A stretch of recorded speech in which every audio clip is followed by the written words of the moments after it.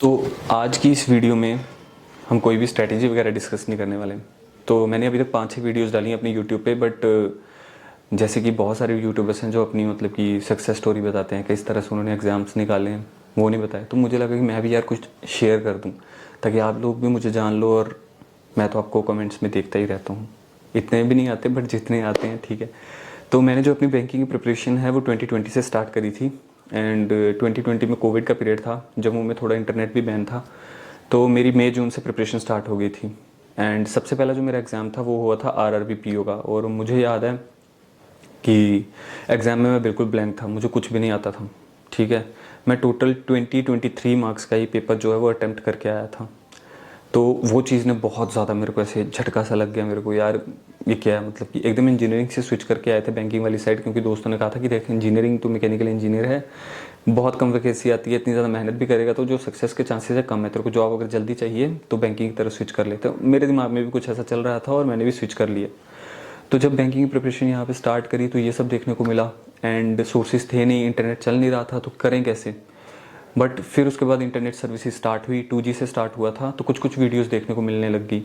तो इस तरह से मैंने उस साल में 2020 में कुछ 6 एग्ज़ाम दिए बैंक के। एंड मैं बता रहा हूँ मेरा एक भी प्रीलिम भी नहीं निकला।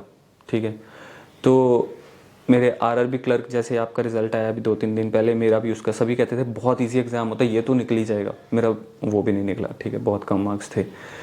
तो वहाँ से लेके जब मेरा लास्ट एग्ज़ाम था एसबीआई पीओ का, वो एसबीआई पीओ जो मेरा एग्ज़ाम था वो 2 मार्क्स से रह गया था।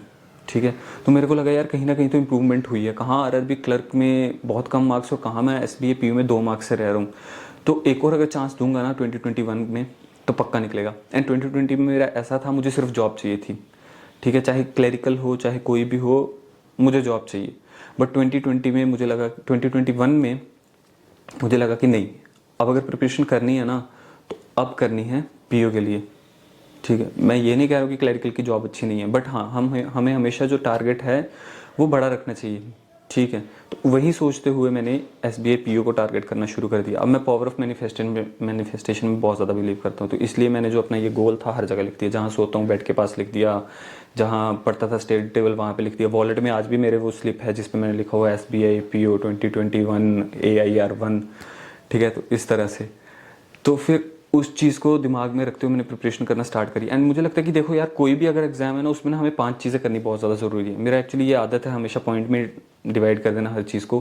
तो सबसे पहला पॉइंट जो है वो है कि हमें उस एग्ज़ाम का सिलेबस अच्छे से मालूम होना चाहिए, कोई भी अगर हम दे रहे हैं। तो इंजीनियरिंग के बाद जैसे मैं यहाँ पे आया तो बहुत ही मतलब कि क्योस था, तो उस चीज़ को थोड़ा सा सिंप्लीफाई करने के लिए मैंने पता किया कि बैंकिंग का सिलेबस क्या होता है, कि इसमें रीजनिंग है, क्वांट्स है, इंग्लिश है और उसके बाद जीए है।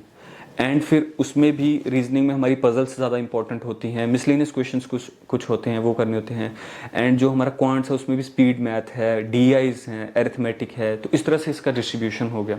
तो ये सब चीज़ें जब क्लियर हो गई, सिलेबस क्लियर हो गया, तो उसके बाद हमारा जो सेकेंड स्टेप है वो ये होता है कि अब हमें सोर्सेज इकट्ठे करने हैं, हमें मेंटोर्स ढूंढने हैं, टीचर्स ढूंढने हैं कि हम किस चीज़ को फॉलो करें। तो उसके लिए भी मैं यूट्यूब पे अलग अलग जगह गया एंड मुझे बेस्ट टीचर मिले। सभी जानते होंगे, क्वांट्स के लिए मैंने आशीष अरोरा सर को फॉलो किया, रीजनिंग के लिए मैंने किया अंकुश लांबा सर को, इंग्लिश के लिए निमिषा बंसल मैम, एंड जीए के लिए कपिल काटपाल सर। तो ये जो 4 टीचर थे ये मेरे फिक्स हो गए, सिलेबस मुझे क्लियर था। अब मुझे पता था कि जो मेरा थर्ड स्टेप है वो ये है कि मुझे ये सिलेबस पूरा का पूरा कंप्लीट करना है। मेरे दिमाग में कभी भी ऐसा नहीं था कि क्वांट्स में यार प्रोबेबिलिटी के जो क्वेश्चन है बहुत ही कम आते हैं, नहीं, मुझे पूरा सिलेबस ही कंप्लीट करना है। तो इन तीनों टीचर्स को फॉलो किया, पूरा का पूरा सिलेबस कंप्लीट किया। एंड सिलेबस कंप्लीट होते होते जब बीच का एक पड़ाव था जहाँ मुझे लगने लगा कि अब मैंने कुछ अमाउंट ऑफ क्वेश्चंस प्रैक्टिस कर लिए हैं, तो वहाँ पे अब हमारा आता है फोर्थ स्टेप। फोर्थ स्टेप हमारा ये होता है कि हम उसके जो प्रीवियस ईयर क्वेश्चंस हैं या फिर जो हमारे पहले प्रीवियस ईयर क्वेश्चंस आ चुके हैं, एग्जाम्स हो चुके हैं, उनकी प्रैक्टिस करना। उसे हमें एक आइडिया लगता है कि जो एग्जामिनर है वो किस तरह के क्वेश्चंस पूछता है, ये पैटर्न किस तरह का रहता है, हमें किस तरह से उस एग्ज़ाम को टैकल करना है, किस तरह से हमें टाइम डिस्ट्रीब्यूट करना है। तो ये सारी चीज़ें हमें एक आइडिया लग जाता है कि एग्ज़ाम का लेवल क्या होता है, तो वो चीज़ होगी। एंड ये चारों चीज़ें होने के बाद हमारा 5वां स्टेप आता है मॉक टेस्ट। ठीक है, हमें क्या करना है, उसके बाद उसके मॉक टेस्ट लगाने हैं और हर रोज़ एनालाइज करना है कि हमारी कमियां कहाँ रह रही हैं। एंड इन्हीं 5 चीज़ों को जब फॉलो किया तो 2021 में हमारे अराउंड 6 एग्जाम हुए थे और मेरा सिर्फ आरआरबी पीओ है उसका मेंस कुछ मार्क्स से रह गया था, उसके अलावा मेरे पांचों के पांचों एग्जाम निकल गए एंड वीडियो के स्टार्टिंग में नीचे टाइटल आ ही गया होगा कि इस टाइम मैं कहाँ पे जॉब कर रहा हूँ। तो ये कुछ चीज़ें थी जो मतलब कि मैं आप लोगों के साथ डिस्कस करना चाहता था, बिकॉज आरआरबी क्लर्क का भी रिजल्ट आया है तो बहुत सारे बच्चों का अच्छा नहीं आया है। तो यहाँ पे मोरोस होने की ज़रूरत नहीं है, डिमोटिवेट होने की ज़रूरत नहीं है, बिकॉज मैं भी ये सब चीज़ें सहन कर सकता हूँ, ठीक कर सकता हूँ नहीं कर चुका हूँ। ओके तो मेरे भी लास्ट ईयर एक भी एग्ज़ाम नहीं निकला था, घर वालों के सामने एकदम मतलब कि मुंडी ऊपर करके नहीं चल सकते थे।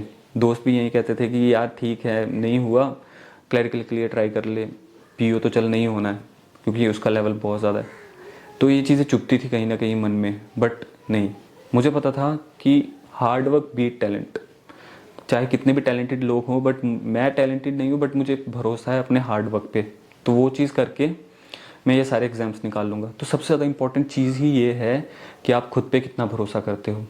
ये जो जर्नी है ये एक्चुअली स्टैग्नेंट नहीं रहने वाली, ये रोलर कोस्टर राइड की तरह है, कभी ऊपर कभी एकदम से नीचे फिर ऊपर, ऐसे करते हुए हम जाएंगे और अपनी मंजिल तक पहुंचेंगे। एंड मैं बता रहा हूँ अभी जितने सेक्रीफाइसेस कर सकते हो ना करो यार।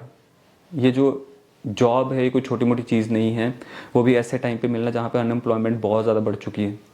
तो बैंकिंग जो है, बैंक है, वो हमें अच्छी अपॉर्चुनिटीज़ दे रहा है, बहुत अच्छी अच्छी वैकेंसीज आ रहा है, तो हमें इनको ग्रैब करना चाहिए और उसके लिए जो कुछ करना पड़े वो करने के लिए रेडी होना चाहिए।